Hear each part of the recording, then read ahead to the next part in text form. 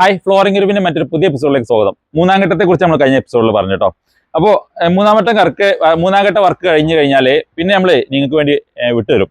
നിങ്ങൾക്ക് ബാക്കിയുള്ള വർക്കുകൾ എടുക്കുക, പുട്ടി വർക്ക് ഉണ്ടെങ്കിൽ പുട്ടി വർക്ക് എടുക്കുക, അതല്ല സീലിംഗിന്റെ വർക്ക് ഉണ്ടെങ്കിൽ അങ്ങനെ എന്ത് വർക്കാണോ നിങ്ങൾക്ക്, പെയിന്റിങ്ങിന്റെ വർക്കോ വയറിങ്ങിന്റെ വർക്കോ, നിങ്ങൾക്ക് അവിടെ എന്താണ് എക്സ്ട്രാ വർക്ക്, ഇന്റീരിയർ വർക്ക് എന്തെങ്കിലും ഉണ്ടെങ്കിലൊക്കെ അതിന് വേണ്ടി നമ്മൾ നിങ്ങൾക്ക് ഹോൾഡ് ചെയ്ത് തരും, സമയം ഹോൾഡ് ചെയ്ത് വെച്ചു കേട്ടോ. ആ സമയത്ത് നിങ്ങൾ ചെയ്യേണ്ട ഒരു കാര്യം എന്താണെന്ന് വെച്ചാൽ കല്ലിനെ പ്രൊട്ടക്ട് ചെയ്യണം. കല്ലിനെ പ്രൊട്ടക്ട് ചെയ്യാൻ വേണ്ടി നമ്മൾ ഓൾറെഡി എപ്പോക്സി ഇട്ട് വെച്ചിട്ടുണ്ട്, ചെറിയ രീതിയിലുള്ള പ്രൊട്ടക്ഷന് വേണ്ടിയിട്ട്. വലിയ വർക്കുകളൊക്കെ വരുന്ന സമയത്ത് നിങ്ങൾ അതിനകത്തോട്ട് നല്ല ഫോം ഷീറ്റുകളോ അതല്ലെങ്കിൽ നല്ല കട്ടിക്കുള്ള എന്തെങ്കിലും ഷീറ്റുകൾ ഇട്ടിട്ട് അതിന് മുകളിൽ വെച്ചിട്ടാണ് വർക്ക് എടുക്കാണ്ടോ.